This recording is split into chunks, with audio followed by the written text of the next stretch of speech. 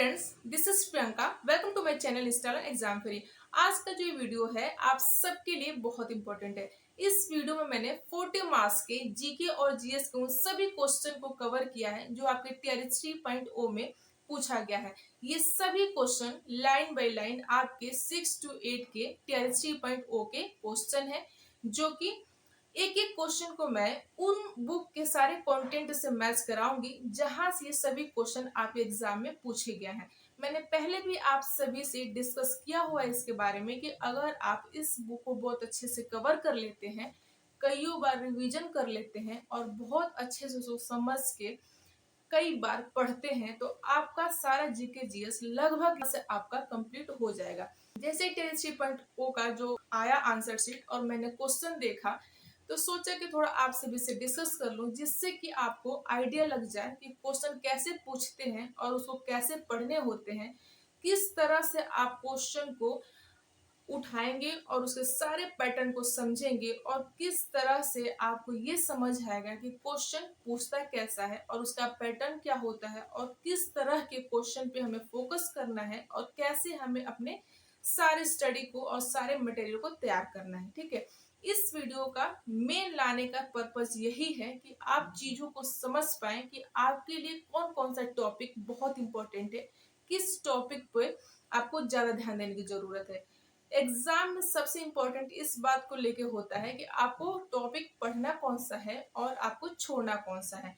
अगर छोड़ना कौन कौन सा टॉपिक है इस बात को अगर आप समझ गए तो आप मैक्सिमम चीजें कर ले जाएंगे, क्योंकि कई बार ऐसा हम पढ़ने के चक्कर में सब कुछ पढ़ने लग जाते हैं और मेन चीज छोड़ देते हैं। इस क्वेश्चन से प्लीज आप लोग समझने की कोशिश करिएगा कि आपका जो क्वेश्चन का पैटर्न है, लेवल है, वो किस तरह से पूछा गया है, वैसे ही आपको टीआरई 4 के लिए तैयार होना है। ठीक है, तो चलिए एक एक करके सारे क्वेश्चन को यहाँ पे स्क्रीन पे शेयर करते हैं और आपको दिखाते हैं कि ये सारे क्वेश्चन कहाँ से पूछा गया है और कैसे पूछा गया है।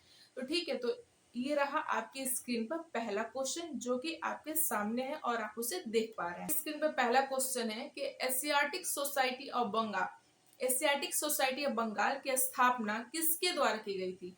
ये आपका पहला क्वेश्चन है, जिसका सारा आपका ऑप्शन सामने है कि sir William Bentinck, sir William Jones, sir James Tod, इनमें से एक से अधिक या कोई नहीं। ये आपके सामने 5 क्वेश्चन ऑप्शन है, इसमें से आपको एक क्वेश्चन का आंसर बताना है। ठीक है, ये आपकी टीआरई 3.0 में पूछा गया है 6 to 8 के पेपर में।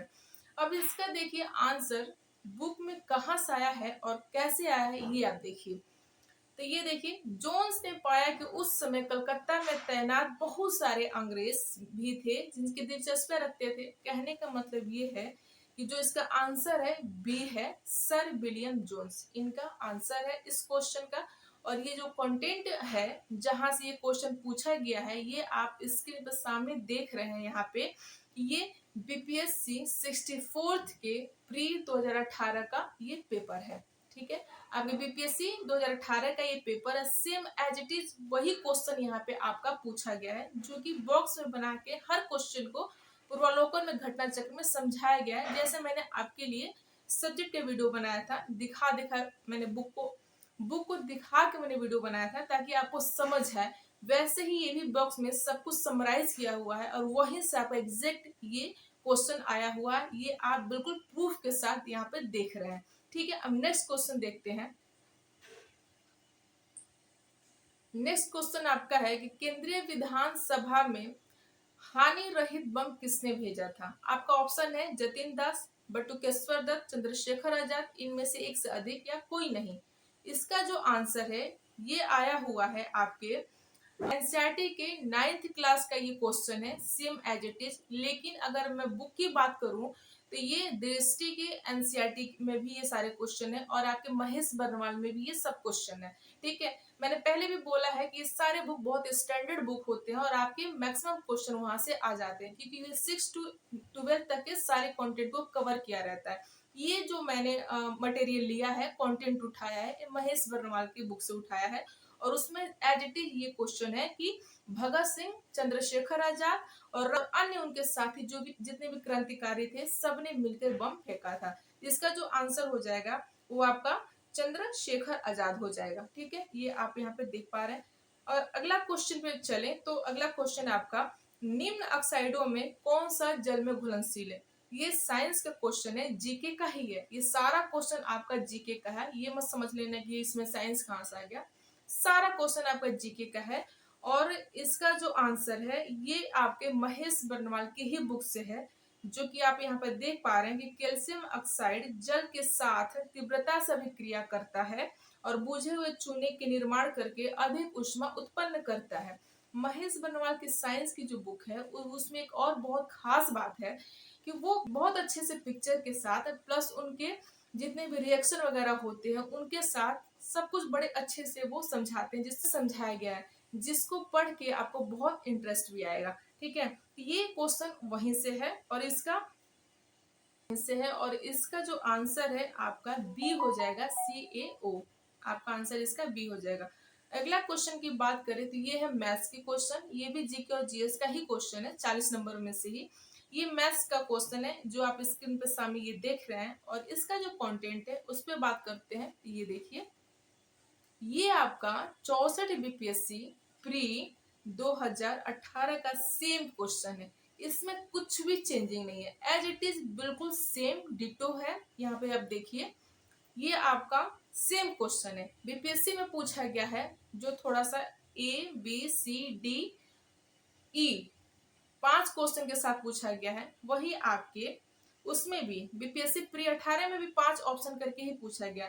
आप यहाँ पे देखिए, थोड़ा सा ऑप्शन आपका चेंज हुआ है लेकिन आंसर सेम ही है, सेम क्वेश्चन है, बीपीएससी के सेम क्वेश्चन है ये 2018 के। ठीक, अब अगला क्वेश्चन पे बात करें। ये देखिए, ये भी मैथ्स का ही क्वेश्चन है कि एक कमरा 8 मीटर लंबा, 6 मीटर चौड़ा और 10 मीटर ऊंचा है, तो कमरे में रखे जा सकने वाले सभी सबसे लंबे खंबे की लंबाई क्या है? ये भी आपका सेम बीपीएससी 2018 के जो प्री क्वेश्चन है उसी से ये भी लिया गया है। ये भी इसका कंटेंट है, देखिए थोड़ा सा इसमें चेंजिंग क्या है, क्वेश्चन सेम ही है, बस उसका जो डिजिट है, अंक है, वो चेंज हो गया है। 8 6 के जगह पे आपका जो बीपीएससी में 12 9 रखा है, सेम, बस इतना ही चेंजिंग है। हालांकि लगने का फॉर्मूला हर चीज तो सेम ही है ना, बस डिजिट चेंज है तो उसको सेम ही कहा जाएगा। सेम क्वेश्चन आपका बीपीएससी से आया हुआ है।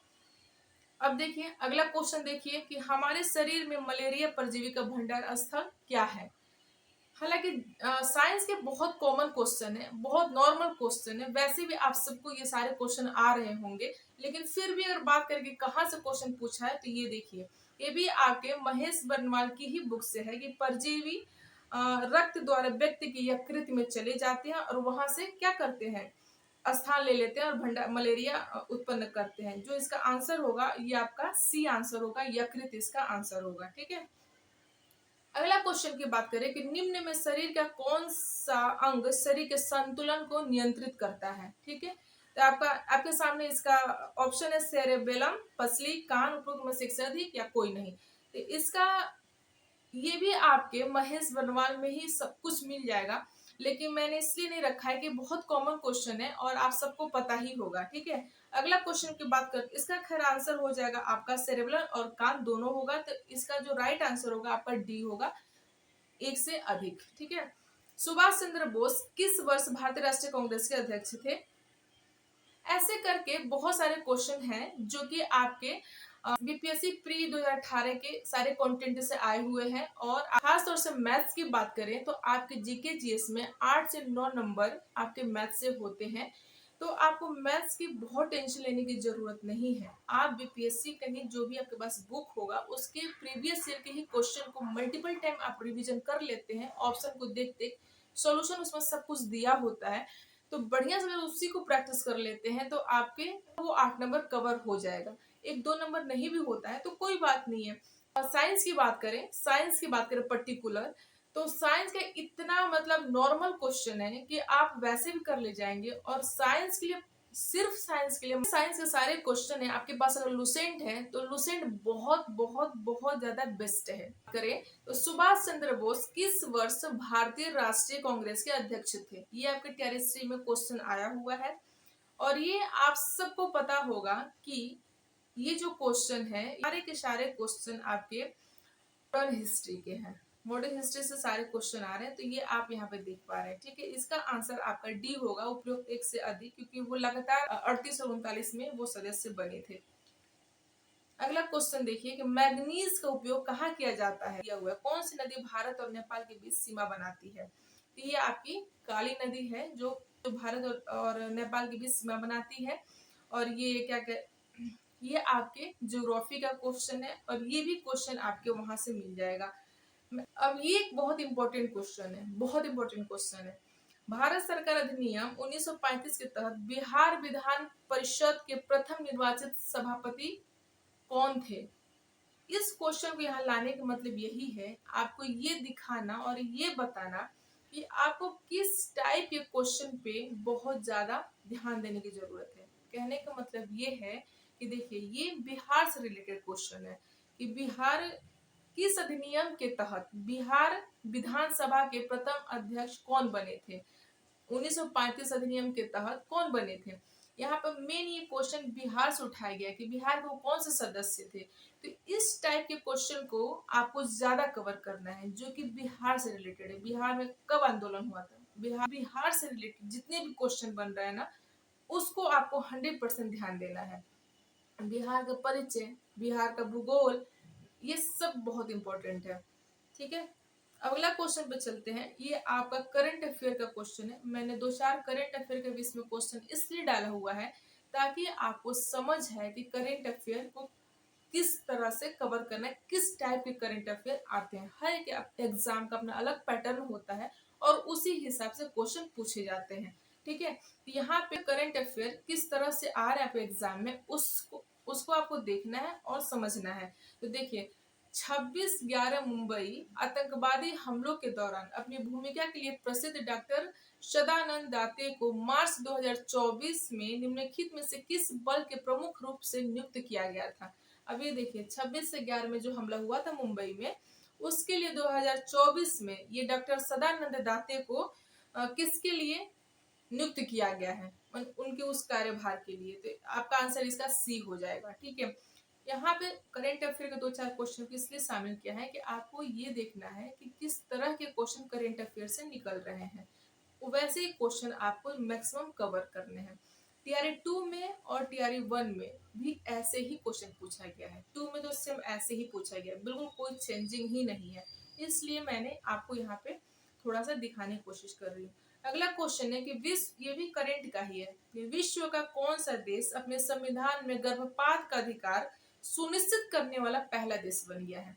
ये भी आपका करंट का है और ये फ्रांस है। इसका आंसर फ्रांस है। ठीक है, हाल ही में नेपाल सरकार द्वारा किस शहर को देश की पर्यटन राजधानी घोषित की गई है। ये भी आपका करंट का है कि नेपाल के द्वारा, नेपाल हमारे बगल में है, तो उसके द्वारा किस कौन से जगह को राष्ट्रीय पर्यटन घोषित किया गया है। तो ये आपका पोखरा है। आपका आंसर सी है। आपका आंसर ये सी है। इसका जो आंसर है वो सी है, पोखरा। ठीक है, अब ये देखिए फिर से एक और कितना बढ़िया क्वेश्चन है ये कि बिहार दिवस किस रूप में मनाया जाता है। क्या हुआ था ऐसा जिससे बिहार दिवस मनाया जाता है। तो इसका आंसर ए है 22 मार्च को बंगाल प्रेसिडेंसी से अलग होने के उपलक्ष्य में, बंगाल प्रेसिडेंसी को अलग हुआ था 22 मार्च को, जिसके उपलक्ष्य में बिहार दिवस मनाया जाता है। कहने का मतलब ये है कि बिहार से रिलेटेड जितने भी आपके क्वेश्चन जीके जी से बन रहे हैं, चाहे आपके हिस्ट्री से हो या जियोग्राफी से हो या करंट अफेयर से हो, तो उसको तो आप बिल्कुल मत छोड़ना। बिहार के इतिहास, बिहार का भूगोल बहुत इंपॉर्टेंट है, बहुत इंपॉर्टेंट है, उसको आपको करना ही करना है। ठीक है, ये सारी चीजें हैं। इतने सारे क्वेश्चन मैंने आपके सामने रखा और इसमें बताने का ये कोशिश किया कि आपको किस टाइप के क्वेश्चन को कवर करना है और कहाँ से पढ़ना है। हालांकि इसमें जो जनरल क्वेश्चन जो भी पूछा गया है वो बहुत बेसिक और बहुत कॉमन क्वेश्चन है। उसके लिए आपको अलग से महेश बनवाल की बुक लेने की जरूरत नहीं है। अगर आपके पास लुसेंट की बुक है, चाहे वो जनरल साइंस लुसेंट हो या जनरल सामान्य ज्ञान लुसेंट हो, आपके आपके पास अगर वो है तो सफिशियंट है। उससे आपके सारे साइंस के क्वेश्चन कवर हो जाएंगे, चाहे फिजिक्स हो, केमिस्ट्री हो या बायोलॉजी हो। सारे के सारे क्वेश्चन आपके जीके और जीएस के लिए लुसेंट से कवर हो जाएगा। ठीक है, उसके लिए आपको अलग से बनवाल जी का बुक लेने की जरूरत नहीं है। लेकिन अगर आपको ऐसे फर्स्ट टाइम बुक लेना हो, आपके पास अगर कोई जीके जीएस की बुक नहीं है तो आप ले सकते हैं। वन लाइनर एनसीईआरटी पैटर्न पे 6 से 12 तक की जो बुक उनकी आती है वो आप ले सकते हैं। साथ ही साथ बीपीएससी से आप देख ही रहे हैं कि किस तरह से डायरेक्ट क्वेश्चन पूछा जा रहा है। मैथ्स का तो बिल्कुल एज इट इज क्वेश्चन आ रहा है, और बाकी जो क्वेश्चन है वो भी जो आपके घटना चक्र पूर्वालोकन में बॉक्स में बना के समझाया गया है उससे क्वेश्चन बन रहा है। जैसे कल मैंने आपके सब्जेक्ट के लिए बताया था, मैंने बुक के एक एक पेज को खोल के दिखाया था कि कैसे आपके क्वेश्चन बनते हैं, वैसे सेम आपके जीके जीएस में भी बना हुआ है, वो आपने देखा यहाँ पे और सारी चीज को समझा है। आई होप कि आपको सब कुछ बहुत अच्छे से समझ आया होगा। और एक बात और आप सबसे इम्पोर्टेंट बतानी ये है, प्लीज आप लोग परेशान मत होइए। मैंने बहुत सारे स्टूडेंट्स का कमेंट्स देखा है कि इंग्लिश के लिए और हिंदी के लिए, तो मैं इंग्लिश और हिंदी के लिए बहुत अच्छे से एक एक चीज के बारे में सारे चीज के बारे में क्लियर बताऊंगी। साथ ही साथ आपके एसएसटी जिसका भी सब्जेक्ट है, जिसका हिस्ट्री है, ज्योग्राफी है, पॉलिटी है, क्या पढ़ना है, कौन सा कंटेंट पढ़ना है, सब चीज के लिए मैं एक एक करके आपके लिए वीडियो बना दूंगी, जिससे कि आपका हर एक चीज बहुत अच्छे से कवर हो जाएगा। जो भी आपके पास बुक है उसको प्रीवियस ईयर के क्वेश्चन से देख के समझ के अपने सिलेबस के अकॉर्डिंग पढ़िए। अगर आपके पास एनसीईआरटी है, अगर आप एनसीईआरटी पढ़ने में इंटरेस्टेड हैं तो एनसीईआरटी बहुत बढ़िया है, लेकिन इतना टाइम नहीं है कि आप हर क्लास का एनसीईआरटी पढ़ने बैठ जाइए। इसलिए ये सारे जो बुक्स हैं, पास महेश बनवाल हो, चाहे आपके पास दृष्टि का जो न्यूज सीरीज आया है, हर सब्जेक्ट वाइज अलग अलग आया है, बहुत अच्छी बुक है, कोई सा भी बुक है चलेगा। साथ ही साथ आप प्रीवियस ईयर के क्वेश्चन ले लेंगे तो आपको सारी चीज बहुत अच्छे से क्लियर हो जाएगा। जीके जीएस पे बहुत ज्यादा सोचने की जरूरत नहीं है, इतना आप करते हैं तो आपका तैयार हो जाएगा। आपके पास टाइम अब बहुत ज़्यादा नहीं है, सितंबर, अक्टूबर, नवंबर 20 नवंबर तक आपका नोटिफिकेशन आने वाला है। तो अपनी पढ़ाई को स्पीड में रखिए और बहुत अच्छे से एनालिसिस करके पढ़ाई करिए, ठीक है। तो मिलते हैं आप सभी से नेक्स्ट वीडियो में, तब तक के लिए थैंक यू सो मच।